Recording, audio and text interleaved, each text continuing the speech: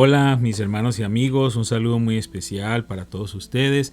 Contento de saber que estamos avanzando con este reto que tenemos en estas cápsulas bíblicas para este año de hacer una lectura continua de toda la Biblia, desde Génesis hasta Apocalipsis, en esta nueva traducción viviente que es mucho más comprensible para muchos. Y recuerden que estamos haciendo una dinámica de hacer una lectura de un salmo o una porción de un salmo.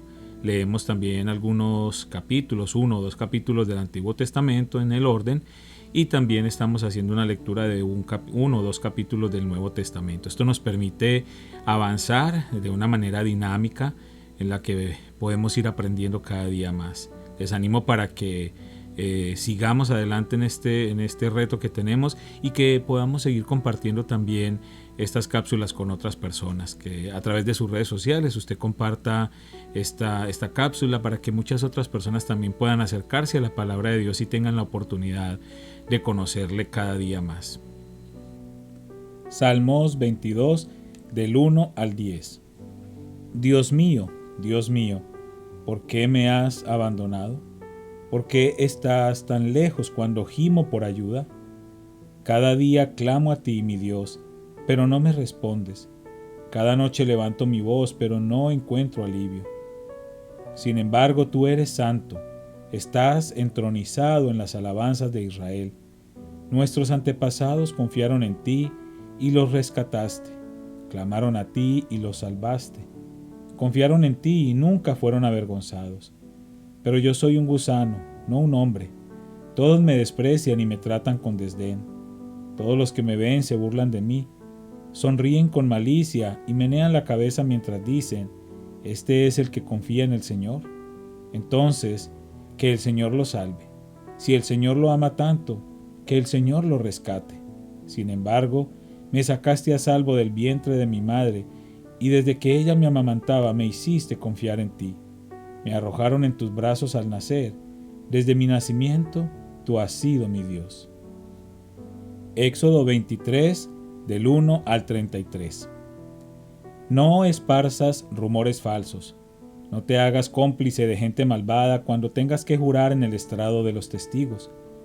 No te dejes llevar por la mayoría en su maldad.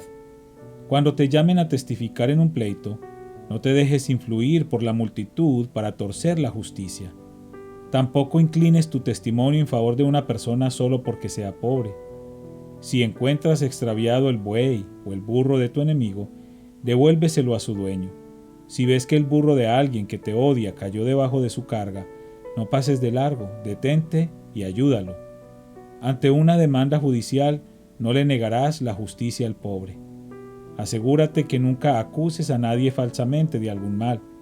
Jamás condenes a muerte a una persona inocente o intachable, porque yo nunca declaro inocente al culpable. No aceptes sobornos, porque el soborno te lleva a hacer la vista gorda en aquello que ves con claridad. El soborno mueve incluso a una persona justa a tergiversar la verdad. No oprimas a los extranjeros. Tú sabes lo que es ser extranjero, porque tú también fuiste extranjero en la tierra de Egipto. Siembra y recoge tus cosechas durante 6 años, pero el 7º año deja que la tierra se renueve y descansa sin cultivar. Permite que la gente pobre de tu pueblo coseche lo que crezca por sí mismo durante ese año. Deja el resto para que coman los animales salvajes. Haz lo mismo con tus viñedos y olivares. Tienes 6 días en la semana para hacer tu trabajo habitual, pero el 7º día dejarás de trabajar. Así, tu buey y tu burro podrán descansar, y también recobrarán sus fuerzas tus esclavos y los extranjeros que vivan en medio de ti. Presta mucha atención a todas mis instrucciones. No invoques el nombre de ningún otro Dios, ni siquiera menciones sus nombres. Cada año deberás celebrar 3 festivales en mi honor. En primer lugar, celebra el Festival de los Panes sin Levadura. Durante 7 días prepararás sin levadura el pan que comas, tal como yo te ordené. Celebra este festival cada año en el tiempo señalado, a comienzos de la primavera en el mes de Abib, porque en esa fecha se cumple el aniversario de tu salida de Egipto. Nadie podrá presentarse ante mí sin una ofrenda. En segundo lugar, celebra el festival de la cosecha. cuando me traigas los primeros frutos de tus cosechas. Por último, celebra el festival de la cosecha final, cuando termine la temporada de la cosecha, una vez que hayas cosechado todos los cultivos de tus campos. Cada año, en estas 3 ocasiones anuales, todo hombre de Israel deberá presentarse delante del soberano, el Señor. No ofrezcas la sangre de mis sacrificios con ningún tipo de pan que contenga levadura. Tampoco dejes hasta la mañana siguiente la grasa de las ofrendas del festival. Cuando recojas tus cosechas, lleva a la casa del Señor tu Dios lo mejor de la primera cosecha. No cocines a un cabrito en la leche de su madre. Mira, yo envío un ángel delante de ti para que te proteja en el viaje y te lleve a salvo al lugar que te he preparado. Préstale mucha atención y obedece sus instrucciones. No te rebeles contra él, porque es mi representante y no perdonará tu rebelión. Pero si te aseguras de obedecerlo y sigues todas sus instrucciones, entonces yo seré enemigo de tus enemigos y me opondré a todos los que se te opongan. Pues mi ángel irá delante de ti y te llevará a la tierra de los amorreos, de los hititas, de los fereceos, de los cananeos, de los heveos y de los jebuseos, para que vivas en ella. Yo los destruiré por completo. No rindas culto a los dioses de estas naciones, ni los sirvas de ninguna manera, ni imites sus prácticas malvadas. En cambio, destruye sus ídolos por completo y destroza sus columnas sagradas. Sirve solamente al Señor tu Dios. Si lo haces, yo te bendeciré con alimento y agua, y te protegeré de enfermedades. No habrá en tu tierra ninguna mujer que pierda su embarazo o sea estéril. Te daré una vida larga y plena. Enviaré mi terror delante de ti, y sembraré pánico entre todos los pueblos de las tierras que invadas. Haré que todos tus enemigos den la vuelta y salgan corriendo. Mandaré terror delante de ti para expulsar a los heveos, a los cananeos y a los hititas, pero no los expulsaré a todos en un solo año, porque la tierra quedará desierta y los animales salvajes se multiplicarían y serían una amenaza para ti. Los expulsaré poco a poco hasta que tu población aumente lo suficiente para tomar posesión de la tierra, y estableceré los límites de tu territorio desde el Mar Rojo hasta el Mar Mediterráneo, y desde el desierto oriental hasta el río Éufrates. Entregaré en tus manos a los pueblos que ahora viven en esa tierra, y tú los expulsarás de tu paso. No hagas tratados con ellos ni con sus dioses. Ninguno de ellos deberá vivir en tu tierra, porque te harán pecar contra mí. Si sirves a sus dioses, quedarás apresado en la trampa de la idolatría. Éxodo 24 del 1 al 18. Luego el Señor instruyó a Moisés: Sube para encontrarte conmigo y ven junto con Aarón, Nadab y Abiú y 70 de los ancianos de Israel. Todos tendrán que adorar de lejos. Solo a Moisés se le permite acercarse al Señor. Los demás no se acercarán y a nadie del pueblo se le permite subir al monte con él. Después Moisés descendió y le repitió al pueblo todas las instrucciones y ordenanzas que el Señor le había dado. Y todo el pueblo respondió a una voz: haremos todo lo que el Señor ha ordenado. Entonces Moisés escribió cuidadosamente todas las instrucciones del Señor, y temprano a la mañana siguiente se levantó y construyó un altar al pie del monte. También levantó 12 columnas, una por cada tribu de Israel. Luego envió a unos jóvenes israelitas a presentar ofrendas quemadas y a sacrificar toros como ofrendas de paz al Señor. Moisés dejó escurrir la mitad de la sangre de estos animales en unos tazones. La otra mitad la salpicó sobre el altar. Luego tomó el libro del pacto y lo leyó al pueblo en voz alta. Una vez más todos respondieron: haremos todo lo que el Señor ha ordenado. Vamos a obedecer. Entonces Moisés tomó la sangre de los tazones y la salpicó sobre el pueblo, mientras declaraba: esta sangre confirma el pacto que el Señor ha hecho con ustedes al darles estas instrucciones. Después Moisés, Aarón, Nadab y Abiú y los 70 ancianos de Israel subieron al monte. Allí vieron al Dios de Israel. Debajo de sus pies parecía haber una superficie de lapislázuli de color azul brillante, tan clara como el mismo cielo. Aunque estos nobles de Israel pudieron contemplar a Dios, Él no los destruyó. De hecho, compartieron una comida para celebrar el pacto en la cual comieron y bebieron en su presencia. Luego el Señor le dijo a Moisés: Subí al monte para encontrarte conmigo. Espera allí y te daré las tablas de piedra en las que he escrito las instrucciones y los mandatos para que puedas enseñar al pueblo. Entonces Moisés y su ayudante Josué salieron y Moisés subió al monte de Dios. Moisés les dijo a los ancianos: Quédense aquí y espérennos hasta que regresemos. Aarón y Hur se quedan aquí con ustedes. Si alguien tiene algún altercado durante mi ausencia, que consulte con ellos. Luego Moisés subió al monte, el cual quedó cubierto por la nube. Entonces la gloria del Señor se posó sobre el monte Sinaí, y durante 6 días la nube cubrió el monte. Al 7º día el Señor llamó a Moisés desde el interior de la nube. Para los israelitas que estaban al pie del monte, la gloria del Señor que estaba sobre la cima del monte parecía como un fuego consumidor. Entonces Moisés fue desapareciendo en la nube a medida que subía al monte, y permaneció en el monte 40 días y 40 noches. Marcos 12 del 1 al 44. Después Jesús comenzó a enseñarles con historias. Un hombre plantó un viñedo, lo cercó con un muro, cavó un hoyo para extraer el jugo de las uvas y construyó una torre de vigilancia. Luego les alquiló el viñedo a unos agricultores arrendatarios y se mudó a otro país. Llegado el tiempo de la cosecha de la uva, envió a uno de sus siervos para recoger su parte de la cosecha. Pero los agricultores agarraron al siervo, le dieron una paliza y lo mandaron de regreso con las manos vacías.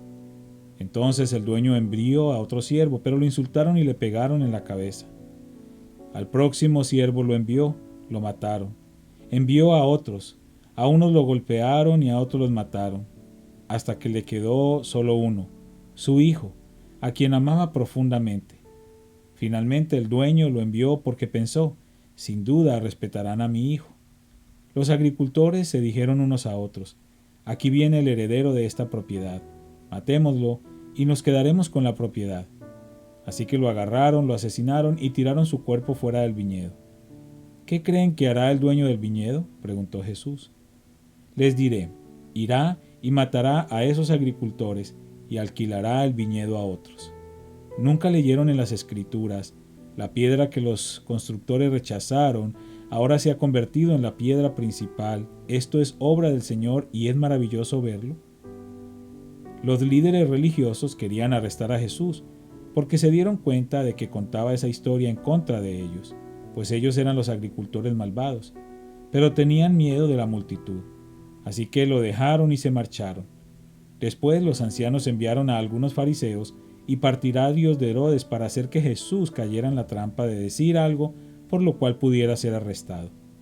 Maestro, dijeron, sabemos lo honesto que eres. Eres imparcial y no tienes favoritismos. Enseñas con verdad el camino de Dios. Ahora dinos, ¿es correcto que paguemos impuestos al César o no? ¿Debemos o no pagarlos? Jesús se dio cuenta de su hipocresía y dijo: ¿por qué intentan atraparme? Muéstrenme una moneda romana y les diré. Cuando se la dieron, les preguntó: ¿a quién pertenece la imagen y el título grabados en la moneda? Al César, contestaron. Bien, dijo Jesús, entonces den al César lo que pertenece al César, y den a Dios lo que pertenece a Dios. Su respuesta los dejó totalmente asombrados. Después se acercaron a Jesús algunos saduceos, líderes religiosos que dicen que no hay resurrección después de la muerte. Le plantearon la siguiente pregunta: Maestro, Moisés nos dio una ley que dice: si un hombre muere y deja a una esposa sin hijos, su hermano debe casarse con la viuda y darle un hijo para que el nombre del hermano continúe. Ahora bien, supongamos que había 7 hermanos. El mayor se casó y murió sin dejar hijos. Entonces el segundo hermano se casó con la viuda, pero también murió sin dejar hijos. Luego el tercer hermano se casó con ella. Lo mismo sucedió con los 7 y aún no había hijos. Por último, la mujer también murió. Entonces dinos, ¿de quién será esposa en la resurrección? Pues los 7 estuvieron casados con ella. Jesús le contestó: el error de ustedes es que no conocen las Escrituras y no conocen el poder de Dios. Pues cuando los muertos resuciten, no se casarán ni se entregarán en matrimonio. En este sentido serán como los ángeles del cielo. Ahora bien, En cuanto a si los muertos resucitarán, ¿nunca han leído acerca de esto en los escritos de Moisés, en la historia de la zarza ardiente? Mucho después de que Abraham, Isaac y Jacob murieron, Dios le dijo a Moisés: Yo soy el Dios de Abraham, el Dios de Isaac y el Dios de Jacob. Por lo tanto, Él es Dios de los que están vivos, no de los muertos. Ustedes han cometido un grave error. Uno de los maestros de la ley religiosa estaba allí escuchando el debate. Se dio cuenta de que Jesús había contestado bien. Entonces le preguntó: ¿de todos los mandamientos, cuál es el más importante? Jesús contestó: el mandamiento más importante es: escucha, oh Israel, el Señor nuestro Dios es el único Señor. Ama al Señor tu Dios con todo tu corazón, con toda tu alma, con toda tu mente y con todas tus fuerzas. El segundo es igualmente importante: ama a tu prójimo como a ti mismo. Ningún otro mandamiento es más importante que estos. El maestro de la ley religiosa respondió: bien dicho, maestro, has hablado la verdad al decir que hay solo un Dios y ningún otro. Además, yo sé que es importante amarlo con todo mi corazón, y todo mi entendimiento y todas mis fuerzas, y amar a mi prójimo como a mí mismo. Eso es más importante que presentar todas las ofrendas quemadas y sacrificios exigidos en la ley.